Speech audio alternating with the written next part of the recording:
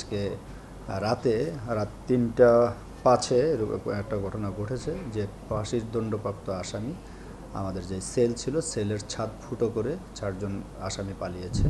এভাবেই অনেকটা ফিল্মি স্টাইলে জেল থেকে পালিয়েছে ৪ ফাঁসির আসামি।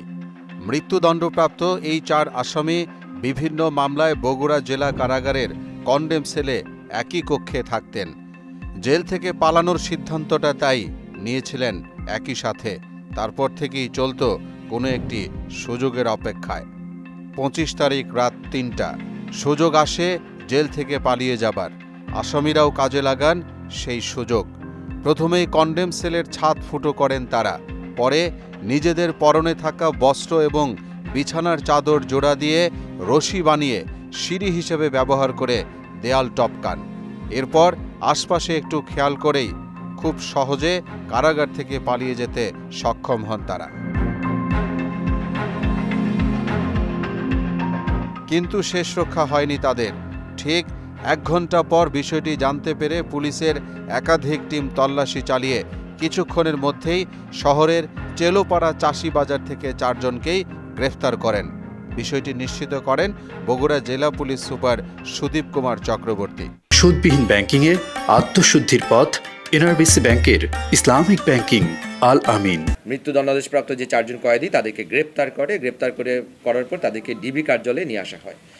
আমাদের কাছে জেল কর্তৃপক্ষ যে ছবি পাঠিয়েছিলেন সেই ছবি অনুযায়ী আমরা নিশ্চিত করতে পারি যে তারা সেই ৪ জন যে পলাতক যে কয়েদি মৃত্যুদণ্ডাদেশপ্রাপ্ত তারাই সেই ব্যক্তি। কিন্তু আমরা অপেক্ষা করছিলাম যে জেল কর্তৃপক্ষ তারা শারীরিকভাবে উপস্থিত হয়ে তারা আমাদেরকে শনাক্ত করে জানাবে, তার জন্য আমরা অপেক্ষা করি। এবং আজকে সকালে জেলার উনি আসেন এবং উনি এসে শারীরিকভাবে উপস্থিত হয়ে আমাদের ডিবি কার্যালয়ে তিনি শনাক্ত করেন যে এই ৪ জনই হচ্ছে জেলখানা থেকে পালিয়ে যাওয়া যে সেই ৪ জন যে মৃত্যুদণ্ডাদেশপ্রাপ্ত কয়েদি তারাই হচ্ছে সেই ৪ জন। পলাতক আসামিরা হলেন কুড়িগ্রামের নজরুল ইসলাম, নরসিংদী জেলার আমির হামজা, বগুড়ার জাকারিয়া এবং ফরিদ শেখ। গ্রেফতারের পর ৪ জনকে আনা হয় ডিবি কার্যালয়ে। পরে ছবি দেখে কারা কর্তৃপক্ষ তাদেরকে শনাক্ত করে। এখন পুনরায় তাদের বিরুদ্ধে মামলা করা হবে। আজকে আমরা তাৎক্ষণিকভাবে নির্দেশনা দিয়েছি, জঙ্গি আমাদের দুই পাশে 2টা জঙ্গির সেল আছে, মাঝখানে ছিল ফাঁসির আসামি। তো দুই পাশে আমাদের 2টা জঙ্গির সেল আছে। তো আমরা তাৎক্ষণিকভাবে নির্দেশনা দিয়েছি যে নিরাপত্তা বাড়ানোর জন্য নিরাপত্তা আমরা বাড়িয়েছি এবং চৌকিটাও আমরা বাড়ানোর জন্য, আউটডোরের যে চৌকিটা সেটাও আমরা বাড়ানোর জন্য নির্দেশনা দিয়েছি। আমি একটা নির্দেশনা দিয়েছি যে পিছনে আমাদের একটা জায়গায় চৌকি থাকে, সেখানে 2টা চৌকি করার জন্য আমরা নির্দেশনা দিয়েছি। তারপর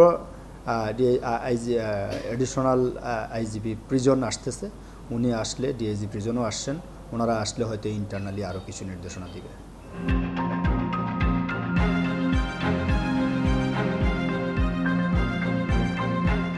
মোহাম্মদ আলিউল্লাহ, মোহনা ডিজিটাল।